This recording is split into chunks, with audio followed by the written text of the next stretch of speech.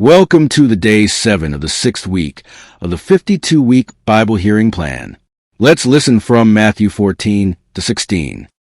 Matthew 14. At that time, Herod the Tetrarch heard of the fame of Jesus, and said unto his servants, This is John the Baptist. He is risen from the dead, and therefore mighty works do show forth themselves in him. For Herod had laid hold on John, and bound him, and put him in prison for Herodias' sake, his brother Philip's wife. For John said unto him, It is not lawful for thee to have her. And when he would have put him to death, he feared the multitude, because they counted him as a prophet. But when Herod's birthday was kept, the daughter of Herodias danced before them, and pleased Herod. Whereupon he promised with an oath to give her whatsoever she would ask. And she, being before instructed of her mother, said, Give me here John Baptist's head in a charger. And the king was sorry, nevertheless, for the oath's sake. And them which sat with him at meat, he commanded it to be given her. And he sent and beheaded John in the prison. And his head was brought in a charger, and given to the damsel, and she brought it to her mother. And his disciples came and took up the body, and buried it, and went and told Jesus. When Jesus heard of it, he departed thence by ship into a desert place apart. And when the people had heard thereof, they followed him on foot out of the cities. And Jesus went forth, and saw a great multitude, and was moved with compassion toward them, and he healed their sick. And when it was evening, his disciples came to him, saying, This is a desert place, and the time is now past. Send the multitude away, that they may go into the villages and buy themselves victuals. But Jesus said unto them, They need not depart. Give ye them to eat. And they say unto him, We have here but 5 loaves and 2 fishes. He said, Bring them hither to me. And he commanded the multitude to sit down on the grass, and took the 5 loaves and the 2 fishes, and looking up to heaven, he blessed, and brake, and gave the loaves to his disciples, and the disciples to the multitude. And they did all eat, and were filled. And they took up of the fragments that remained 12 baskets full. And they that had eaten were about 5,000 men, beside women and children. And straightway Jesus constrained his disciples to get into a ship, and to go before him unto the other side, while he sent the multitudes away. And when he had sent the multitudes away, he went up into a mountain apart to pray. And when the evening was come, he was there alone. But the ship was now in the midst of the sea, tossed with waves, for the wind was contrary. And in the 4th watch of the night Jesus went unto them, walking on the sea. And when the disciples saw him walking on the sea, they were troubled, saying, It is a spirit! And they cried out for fear. But straightway Jesus spake unto them, saying, Be of good cheer, it is I. Be not afraid. And Peter answered him and said, Lord, if it be thou, bid me come unto thee on the water. And he said, Come. And when Peter was come down out of the ship, he walked on the water to go to Jesus. But when he saw the wind boisterous, he was afraid, and beginning to sink, he cried, saying, Lord, save me! And immediately Jesus stretched forth his hand, and caught him, and said unto him, O thou of little faith, wherefore didst thou doubt? And when they were come into the ship, the wind ceased. Then they that were in the ship came and worshipped him, saying, Of a truth, thou art the Son of God. And when they were gone over, they came into the land of Gennesaret. And when the men of that place had knowledge of him, they sent out into all that country round about, and brought unto him all that were diseased, and besought him that they might only touch the hem of his garment, and as many as touched were made perfectly whole. Chapter 15.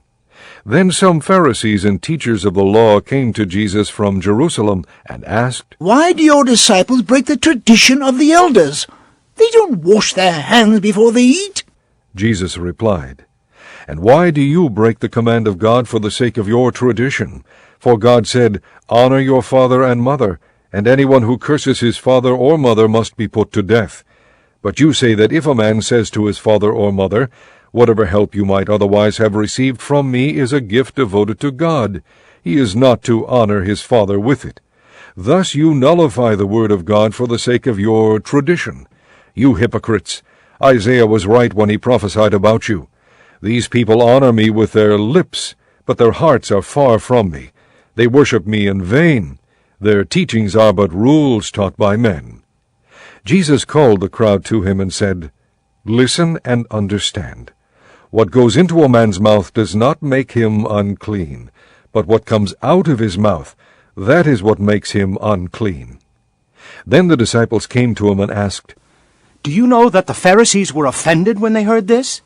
He replied, Every plant that my heavenly Father has not planted will be pulled up by the roots. Leave them, they are blind guides. If a blind man leads a blind man, both will fall into a pit.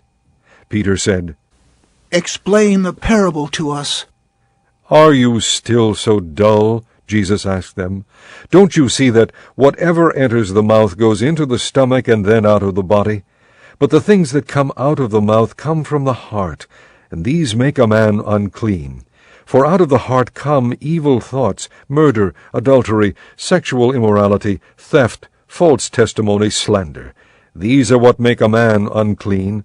But eating with unwashed hands does not make him unclean. Leaving that place, Jesus withdrew to the region of Tyre and Sidon. A Canaanite woman from the vicinity came to him, crying out, Lord, Son of David, have mercy on me. My daughter is suffering terribly from demon possession. Jesus did not answer a word.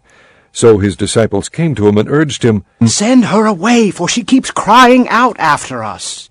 He answered, I was sent only to the lost sheep of Israel. The woman came and knelt before him. Lord, help me, she said. He replied, It is not right to take the children's bread and toss it to their dogs. Yes, Lord, she said. But even the dogs eat the crumbs that fall from their master's table. Then Jesus answered, Woman, you have great faith. Your request is granted. And her daughter was healed from that very hour. Jesus left there and went along the Sea of Galilee. Then he went up on a mountainside and sat down. Great crowds came to him, bringing the lame, the blind, the crippled, the mute, and many others, and laid them at his feet, and he healed them. The people were amazed when they saw the mute speaking, the crippled made well, the lame walking, and the blind seeing, and they praised the God of Israel. Jesus called his disciples to him and said, I have compassion for these people. They have already been with me 3 days and have nothing to eat. I do not want to send them away hungry, or they may collapse on the way. His disciples answered, Where could we get enough bread in this remote place to feed such a crowd? How many loaves do you have? Jesus asked. 7, they replied, and a few small fish. He told the crowd to sit down on the ground. Then he took the 7 loaves and the fish, and when he had given thanks, he broke them and gave them to the disciples, and they in turn to the people. They all ate and were satisfied. Afterward the disciples picked up 7 baskets full of broken pieces that were left over. The number of those who ate was 4,000, besides women and children. After Jesus had sent the crowd away, he got into the boat and went to the vicinity of Magadan. Chapter 16. The Pharisees and Sadducees came to Jesus and tested him by asking him to show them a sign from heaven. He replied, When evening comes, you say, It will be fair weather, for the sky is red. And in the morning, Today it will be stormy, for the sky is red and overcast. You know how to interpret the appearance of the sky, but you cannot interpret the signs of the times. A wicked and adulterous generation looks for a miraculous sign, but none will be given it except the sign of Jonah. Jesus then left them and went away. When they went across the lake, the disciples forgot to take bread. Be careful, Jesus said to them.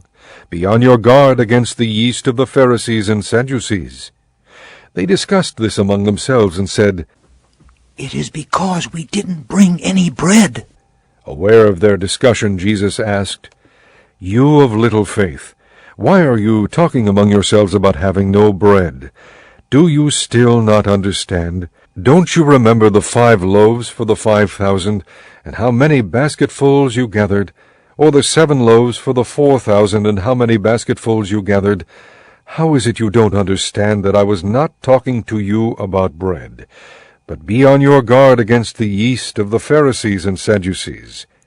Then they understood that he was not telling them to guard against the yeast used in bread, but against the teaching of the Pharisees and Sadducees. When Jesus came to the region of Caesarea Philippi, he asked his disciples, "Who do people say the Son of Man is?" They replied, "Some say John the Baptist, others say Elijah, and still others Jeremiah or one of the prophets." "But what about you?" he asked. "Who do you say I am?" Simon Peter answered, "You are the Christ, the Son of the living God." Jesus replied, "Blessed are you, Simon, son of Jonah, for this was not revealed to you by man, but by my Father in heaven. And I tell you that you are Peter, and on this rock I will build my church, and the gates of Hades will not overcome it. I will give you the keys of the kingdom of heaven. Whatever you bind on earth will be bound in heaven, and whatever you loose on earth will be loosed in heaven." Then he warned his disciples not to tell anyone that he was the Christ. From that time on, Jesus began to explain to his disciples that he must go to Jerusalem and suffer many things at the hands of the elders, chief priests, and teachers of the law, and then he must be killed, and on the third day be raised to life. Peter took him aside and began to rebuke him. "Never, Lord," he said. "This shall never happen to you." Jesus turned and said to Peter, "Get behind me, Satan. You are a stumbling block to me. You do not have in mind the things of God, but the things of men."